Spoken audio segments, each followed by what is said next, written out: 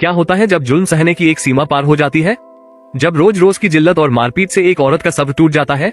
कहते हैं जब एक टूटी हुई औरत इंतकाम लेने की ठान लेती है तो वो सबसे ज्यादा खतरनाक हो जाती है।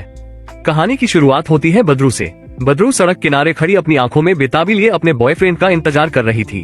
घंटों के लंबे इंतजार के बाद हमजा आता है। उसके चेहरे पर एक अलग ही चमक थी। उसने आते ही कहा, गवर्नमेंट जॉब लेके आया है, शादी मनाते हैं अपन दोनों। ये सुनते ही बदरू खुशी से झूम उठी। उसे लगा जैसे उसे उसकी पूरी दुनिया मिल गई हो। उसे क्या पता था कि जिस इंसान को वह अपनी दुनिया मान रही है वही आगे चलकर उसकी जिंदगी को नर्क बनाने वाला है। वक्त का पहिया घूमा और कहानी 3 साल आगे बढ़ गई। हमजा और बदरू अब पति पत्नी थे, लेकिन वो सुनहरे सपने अब काले सच में बदल चुके थे। उनका रिश्ता प्यार की डोर से नहीं बल्कि डर की जंजीरों से बंधा था। हमजा जो कभी प्यार की कस्में खाता था अब शराब के नशे में डूबकर घर आता था। उस रात बदरू ने बड़े प्यार से खाना परोसा, लेकिन खाने में महज एक छोटा सा कंकर आ जाने पर हमजा का गुस्सा 7वें आसमान पर पहुंच गया। वो हैवान बन गया और उसने बदरू की बेरहमी से पिटाई कर दी। अगली सुबह जब हमजा का नशा उतरा तो वही पुराना नाटक शुरू हुआ। उसने बदरू को मनाने की कोशिश की, मीठी मीठी बातें की। बदरू जो अब भी उम्मीद का दामन थामे थी, धीरे से बोली, हमजा मुझे एक बच्चा चाहिए। हमजा ने उसका दिल रखने के लिए हाँ तो कर दी, लेकिन बदरू के मन में कुछ और ही चल रहा था।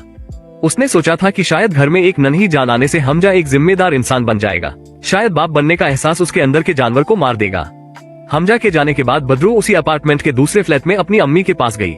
माँ की नजर जैसे ही बेटी की गर्दन पर पड़े चोट के ताजे निशानों पर पड़ी, उनकी रूह कांप गई। अम्मी ने घबराते हुए कहा, बेटा अभी भी देर नहीं, कल खोखला बांध के घर आ वापस। पिछले 3 साल से ये शक्ल सूरत का धोबी तला बना के रख दिया है उस आदमी ने। पिटाई फटके धुलाई चल ही रहा है तेरा। सोचते हैं ये तो एक दिन इतना मारेगा ना कि मर जाएगी मेरी बच्ची। लेकिन हमजा ऐसा क्यों था?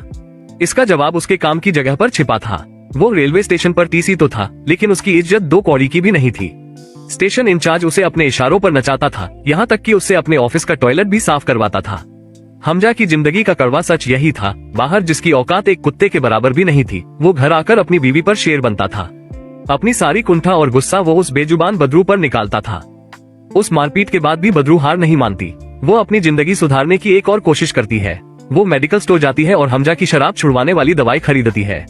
उसकी आंखों में डर और उम्मीद दोनों थे। घर आकर उसने बड़े प्यार से मटन बनाया और चुपके से उस दवाई का चूरा उसमें मिला दिया। उसने लगा शायद आज की रात उसकी जिंदगी बदल जाएगी, लेकिन किस्मत को शायद कुछ और ही मंजूर था। रात को जब हमजा नशे में धुत होकर लड़खड़ाते हुए घर आ रहा था, तभी नाके पर उसे वही मेडिकल स्टोर वाला मिल गया। बातों बातों में दुकानदार ने दवाई का राज उगल दिया। ये सुनते ही हमजा का पारा चढ़ गया। घर पहुंचते ही वो किसी भूखे भेड़िए की तरह बदरू पर टूट पड़ा। पता क्या मिला खाने में? दवाई मिलाए, सिर्फ दारू छुड़वाना चाहती हूँ मैं। दारू सुबह होगी मेरी, मैं कुछ भी डाल के दे दूंगी, खा लूंगा मैं। जानवर समझी मेरे को, पी के मर जाते हो जानवर। इसलिए इंसान बनाने की कोशिश करी। पिछली बार कंकड़ की वजह से हुआ था। अगली सुबह फिर वही पुराना ड्रामा। नशा उतरा, हमजा ने माफी मांगी और प्यार का नाटक किया। ये जहरीला खेल पिछले 3 सालों से चल रहा था। रात को टॉर्चर, सुबह माफी। बदरू को लगा कि हमजा सिर्फ बाप बनकर ही सुधर सकता है। अब उसने ठान लिया कि वो माँ बनकर रहेगी। उसने एक अजीब और खतरनाक रास्ता चुना। उसने कॉन्डोम के पैकेट में सुई से कई छेद कर दिए ताकि वो प्रेग्नेंट हो सके। माहौल बनाने के लिए उसने ब्यूटी पार्लर वाली की मदद से एक जोड़ी हाई हील्स और एक लाल रंग की वेस्टर्न ड्रेस मंगवाई। वो सज धज कर दरवाजे पर खड़ी हो गई हमजा के इंतजार में। तभी डोरबेल बजी। बदरू ने बड़े नाच से दरवाजा खोला। बाप रे बाप, रमन काका आप यहाँ कैसे? बिल्डर 1 घंटे से नीचे इंतजार में है, तू आजा नीचे। एक मीटिंग चल रही थी। एक बड़ा बिल्डर उस पुरानी चोल को तोड़कर वहाँ एक आलीशान 5 सितारा होटल बनाना चाहता था। बदरू की आंखों में चमक आ गई। वो ख्वाब देखने लगी कि वो उस 5 सितारा होटल में ऐश की जिंदगी जी रही है। लेकिन एक ही अड़चन थी, इस पूरे अपार्टमेंट में सिर्फ उसका पति हमजा ही साइन करने को तैयार नहीं था। वो एक अडियल घोड़े की तरह अड़ा हुआ था। तभी वहाँ हमजा आ धमका। पड़ोसियों ने उसे समझाने की बहुत कोशिश की, हाथ पैर जोड़े, लेकिन हमजा नहीं माना और गुस्से में बदरू का हाथ पकड़कर उसे घसीटते हुए ऊपर फ्लैट में ले आया। कमरे में आते ही हमजा की नजर बदरू की उन नई हाई हील्स पर पड़ी। ये देखते ही उसका मर्दाना अहंकार और शक की आग भड़क उठी। उसकी संकुचित सोच यह मानती थी कि ऊंची हील्स पहनने वाली और ऊंचे ख्वाब देखने वाली औरतें चरित्रहीन होती है।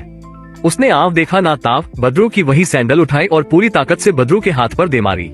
उस रात बदरू की चीखों ने पूरे मोहल्ले को दहला दिया, लेकिन किसी ने दरवाजा खटखटाने की हिम्मत नहीं की। उस खौफनाक रात के बाद बदरू की आंखों से नींद कोसों दूर थी। कटी हुई उंगली का दर्द कम था, लेकिन दिल पर लगी चोट ज्यादा गहरी थी।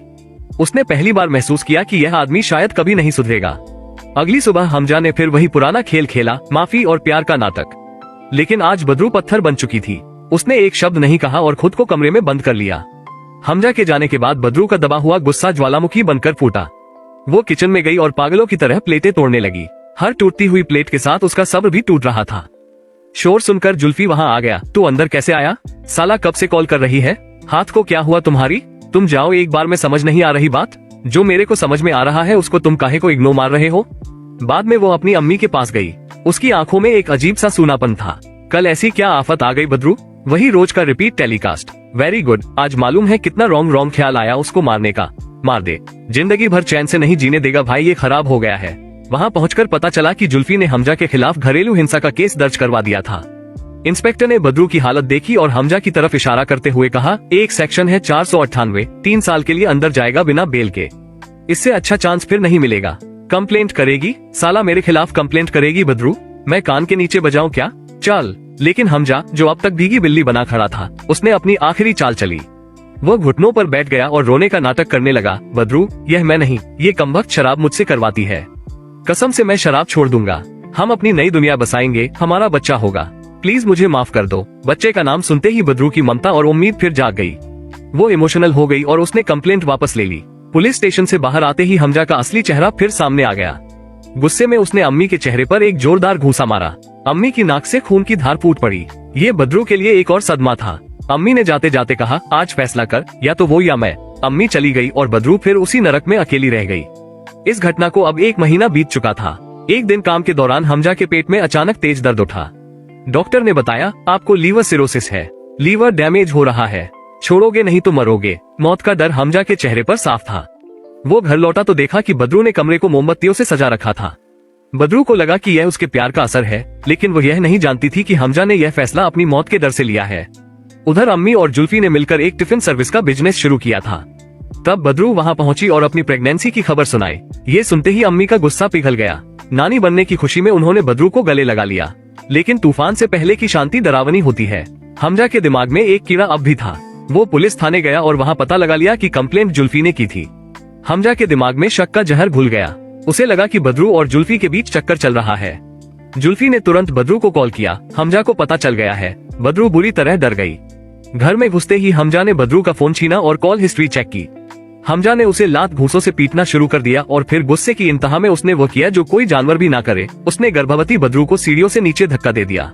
अस्पताल के बिस्तर पर जब बदरू की आंख खुली तो डॉक्टर ने बताया, गिरने की वजह से तुम्हारा मिसकैरेज हो गया है। ये सुनते ही बदरू अंदर से चकनाचूर हो गई। वो रोई नहीं बल्कि पत्थर हो गई। उस पल बदरू के अंदर की सती सावित्री मर गई और जन्म हुआ एक प्रतिशोध की देवी दुर्गा का। उसने ठान लिया कि अब वो एक एक दर्द का हिसाब लेकर रहेगी। अगली सुबह जब अम्मी बदरू के कमरे में दाखिल हुई तो नजारा दंग करने वाला था। कमरे के बीचों बीच कुर्सी पर हमजा रस्सियों से जकड़ा हुआ बेहोश पड़ा था। अम्मी ने खौफनाक आइडिया दिया, एक महंगा वाला बड़ा सूटकेस खरीदेंगे, इसको मार डालेंगे और सूटकेस के अंदर घुसेल डालेंगे। मेरे को हमजा को मारने का नहीं है अम्मी, मेरे को बस अपनी रिस्पेक्ट वापस चाहिए। रात हुई, बदरू ने वही ड्रेस पहनी और हमजा के होश में आने का इंतजार करने लगी। हमजा ने फिर से वही पतरा चला, प्यार का नाटक। लेकिन बदरू ने उसकी बात अनसुनी कर दी। उसने अपनी सैंडल उतारी और उसकी एडी से हमजा के हाथ पर वार किया। बदला पूरा हुआ। बदरू ने उसके सामने बिल्डिंग के कॉन्ट्रैक्ट पेपर्स रखे। जान के डर से हमजा ने साइन कर दिया। बदरू ने फोन उठाया और बड़ी सफाई से झूठ बोल दिया, गांव गए हैं, हमजा के अब्बू गुजर गए। जब बदरू और अम्मी कमरे से बाहर थे, हमजा ने रस्सियां काटनी शुरू कर दी। वो बदरू का गला दबाने ही वाला था कि अम्मी ने पीछे से उसके मुंह पर कंबल डाल दिया। बदरू ने रसोई का बेलन उठाया और पूरी ताकत से हमजा के सर पर दे मारा। अगले दिन अम्मी ने एक खास इंजेक्शन मंगवाया जिससे इंसान कुछ घंटों के लिए पूरी तरह अपाहिज हो जाता था। डोरबेल की तेज आवाज आई। बाहर हमजा का बॉस खड़ा था। बदरू ने इंजेक्शन लगा दिया। बॉस अंदर आया। मैंने हमजा के गांव में फोन किया, उसके डैडी की डेथ तो 1.5 साल पहले ही हो गई। बदरू ने झूठ बोला। ये हमजा ने बोला ना झूठ बोलने के लिए। बॉस ने सोचा हमजा नशे में धुत है और चला गया। बदरू ने पुलिस थाने जाकर हमजा की गुमशुदगी की रिपोर्ट लिखवा दी। इंस्पेक्टर को शक हुआ कि बदरू और जुल्फी का चक्कर है और उन्होंने पुलिस भेज दी। पुलिस को घर में हमजा नहीं मिला तो उन्होंने जुल्फी को दबोच लिया। अम्मी थाने में हमजा को लेकर पहुंची। हमजा बदरू के खिलाफ शिकायत करने ही वाला था, लेकिन इंजेक्शन के असर से उसकी जुबान लड़खड़ा रही थी। पुलिस को लगा बेवड़ा पीकर नौटंकी कर रहा है। घर आकर तीनों ने फैसला लिया। बदरू ने हमजा से एक झूठा सौदा किया, डाइवर्स दे दूंगा, घर तेरे नाम कर दूंगा, जाने दो, ये सब वीडियो पे बोलोगे। हमजा ने वीडियो रिकॉर्ड किया। मैं बदरू हिंसा का शौहर हूँ। मैं अपनी बीवी से मोहब्बत करता हूँ, लेकिन उसको मारता भी हूँ। प्रॉब्लम दारू में नहीं है, प्रॉब्लम मेरे में है। रात के अंधेरे में तीनों उसे रेलवे ट्रैक पर ले गए। उन्होंने हमजा को पटरियों से बांध दिया। दूर से ट्रेन का हॉर्न आने लगा। मौत करीब थी, लेकिन बदरू का दिल पसीज गया। उसने कहा, खोलो इसे, मैं इसे ऐसे नहीं मार सकती। हम कातिल नहीं है। तभी हमजा को होश आ गया। बदरू ने उसकी आंखों में देखकर कहा, जा तू हमसे मिट के तू जा। लेकिन हमजा ने फिर अपनी फितरत दिखाई। एक क्या बोल रही है, मेरे को छोड़ेगी? छोड़ेगा मैं, जैसे तेरी बेटी को मारा था ना। तभी कुदरत का इंसाफ हुआ। वही तेज रफ्तार ट्रेन हमजा को कुचलते हुए निकल गई। अगले दिन मस्जिद से ऐलान हुआ कि हमजा की मौत हो गई। बदरू ने आंसू बहाए, लेकिन मन में सुकून था। पुलिस को वो वीडियो मिला और उन्होंने सुसाइड मानकर केस क्लोज कर दिया। कहानी के अंत में बदरू आजाद है, अकेले मूवी देखने जाती है। वो अपनी शर्तों पर जी रही है। इंसान अपनी किस्मत बदल सकता है, लेकिन किसी और की फितरत नहीं। Please subscribe.